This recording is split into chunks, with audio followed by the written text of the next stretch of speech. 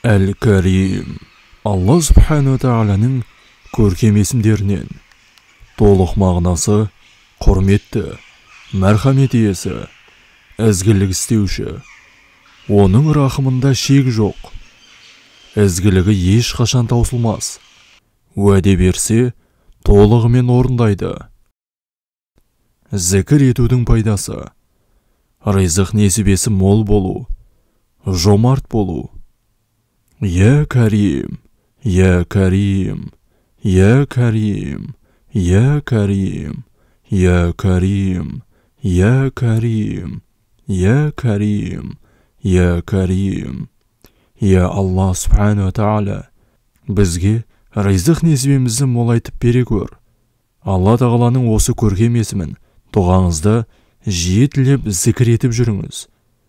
Алла Тағала дұға тілектеріңізді қабыл етсін.